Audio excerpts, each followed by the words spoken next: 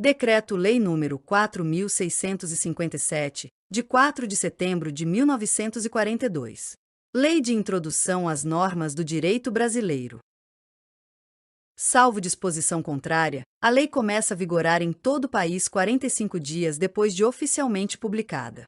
Nos estados estrangeiros, a obrigatoriedade da lei brasileira, quando admitida, se inicia 3 meses depois de oficialmente publicada. Se, antes de entrar a lei em vigor, ocorrer nova publicação de seu texto, destinada à correção, o prazo deste artigo e dos parágrafos anteriores começará a correr da nova publicação. As correções a texto de lei já em vigor consideram-se lei nova. Não se destinando a vigência temporária, a lei terá vigor até que outra modifique ou revogue. A lei posterior revoga a anterior quando expressamente o declare, quando seja com ela incompatível ou quando regule inteiramente a matéria de que tratava a lei anterior. A lei nova, que estabeleça disposições gerais ou especiais a par das já existentes, não revoga nem modifica a lei anterior. Salvo disposição em contrário, a lei revogada não se restaura por ter a lei revogadora perdido a vigência.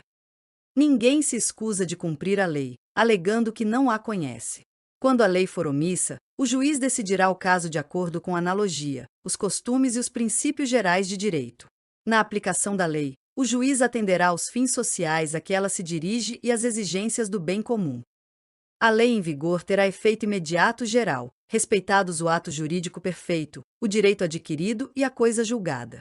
Reputa-se ato jurídico perfeito já consumado segundo a lei vigente ao tempo em que se efetuou. Consideram-se adquiridos assim os direitos que o seu titular, ou alguém por ele, possa exercer, como aqueles cujo começo do exercício tenha termo pré-fixo, ou condição pré-estabelecida inalterável, arbítrio de outrem. Chama-se coisa julgada ou caso julgado a decisão judicial de que já não caiba recurso. A lei do país em que domiciliada a pessoa determina as regras sobre o começo e o fim da personalidade, o nome, a capacidade e os direitos de família. Realizando-se o casamento no Brasil, será aplicada a lei brasileira quanto aos impedimentos dirimentes e às formalidades da celebração. O casamento de estrangeiros poderá celebrar-se perante autoridades diplomáticas ou consulares do país de ambos os nubentes. Tendo os nubentes domicílio diverso, regerá os casos de invalidade do matrimônio a lei do primeiro domicílio conjugal. O regime de bens, legal ou convencional, obedece à lei do país em que tiverem os nubentes domicílio, e, se este for diverso, a do primeiro domicílio conjugal. O estrangeiro casado, que se naturalizar brasileiro, pode, mediante expressa anuência de seu cônjuge, requerer ao juiz, no ato de entrega do decreto de naturalização, se apostilhe ao mesmo a adoção do regime de comunhão parcial de bens, respeitados os direitos de terceiros e dada esta adoção ao competente registro. O divórcio realizado no estrangeiro, se um ou ambos os cônjuges forem brasileiros, só será reconhecido no Brasil depois de 1 ano da data da sentença, salvo se houver sido antecedida de separação judicial por igual prazo, caso em que a homologação produzirá efeito imediato, obedecidas as condições estabelecidas para a eficácia das sentenças estrangeiras no país.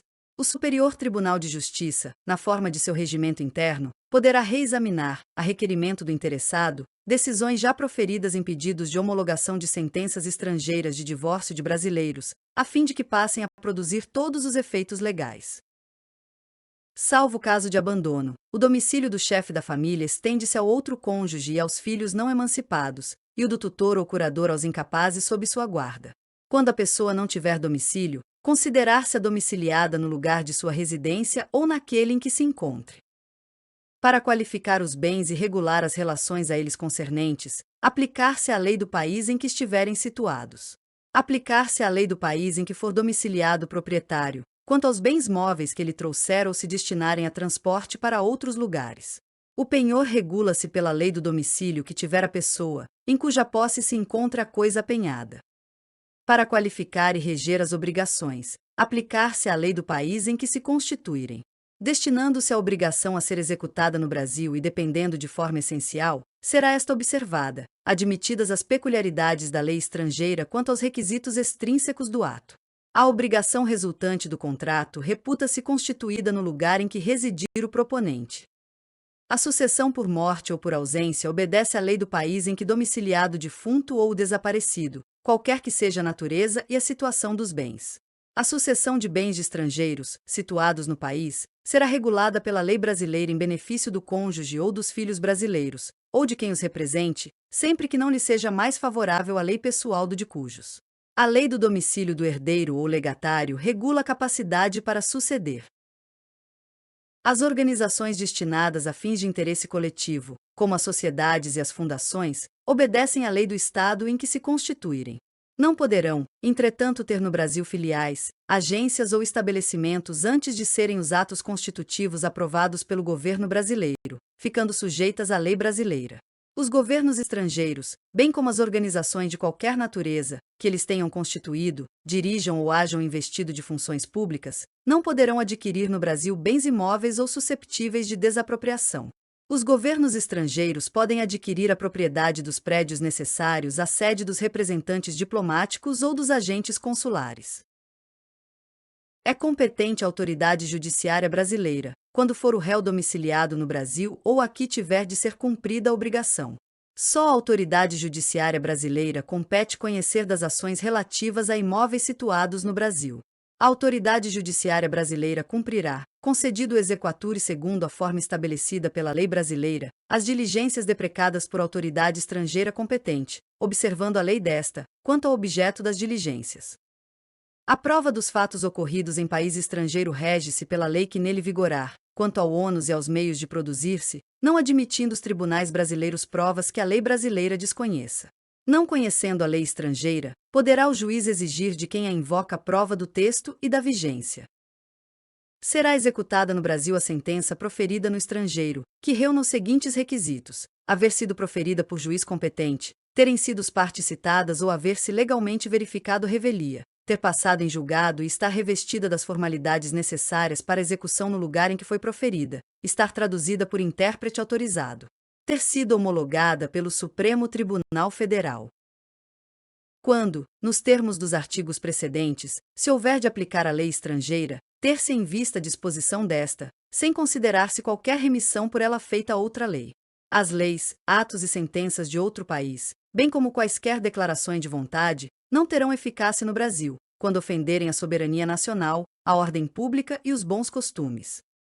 Tratando-se de brasileiros, são competentes as autoridades consulares brasileiras para lhe celebrar o casamento e os mais atos de registro civil e de tabelionato, inclusive o registro de nascimento e de óbito dos filhos de brasileiro ou brasileira nascido no país da sede do consulado.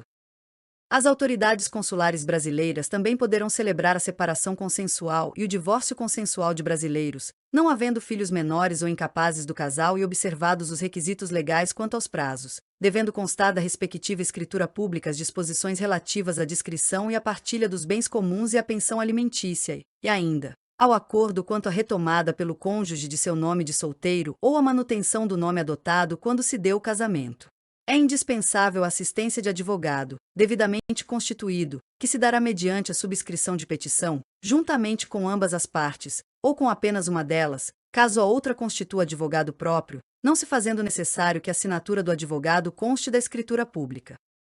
Reputam-se válidos todos os atos indicados no artigo anterior e celebrados pelos cônsules brasileiros na vigência do Decreto-Lei nº 4.657, de 4 de setembro de 1942, desde que satisfaçam todos os requisitos legais. No caso em que a celebração desses atos tiver sido recusada pelas autoridades consulares, com fundamento no artigo 18 do mesmo Decreto-Lei, ao interessado é facultado renovar o pedido dentre 90 dias contados da data da publicação desta lei. Nas esferas administrativa, controladora e judicial, não se decidirá com base em valores jurídicos abstratos sem que sejam consideradas as consequências práticas da decisão. A motivação demonstrará a necessidade e a adequação da medida imposta ou da invalidação de ato, contrato, ajuste, processo ou norma administrativa, inclusive em face das possíveis alternativas. A decisão que, nas esferas administrativa, controladora ou judicial, decretar a invalidação de ato, contrato, ajuste, processo ou norma administrativa deverá indicar de modo expresso suas consequências jurídicas e administrativas. A decisão a que se refere o caput deste artigo deverá, quando for o caso, indicar as condições para que a regularização ocorra de modo proporcional e equânime, sem prejuízo aos interesses gerais, não se podendo impor aos sujeitos atingidos ônus ou perdas que, em função das peculiaridades do caso, sejam anormais ou excessivos. Na interpretação de normas sobre gestão pública, serão considerados os obstáculos e as dificuldades reais do gestor e as exigências das políticas públicas a seu cargo, sem prejuízo dos direitos dos administrados.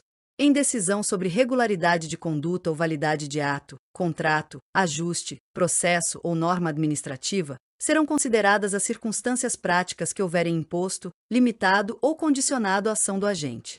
Na aplicação de sanções, serão consideradas a natureza e a gravidade da infração cometida, os danos que dela provierem para a administração pública, as circunstâncias agravantes ou atenuantes e os antecedentes do agente. As sanções aplicadas ao agente serão levadas em conta na dosimetria das demais sanções de mesma natureza e relativas ao mesmo fato. A decisão administrativa, controladora ou judicial que estabelecer interpretação ou orientação nova sobre norma de conteúdo indeterminado, impondo novo dever ou novo condicionamento de direito, deverá prever regime de transição quando indispensável para que o novo dever ou condicionamento de direito seja cumprido de modo proporcional, equânime e eficiente e sem prejuízo aos interesses gerais.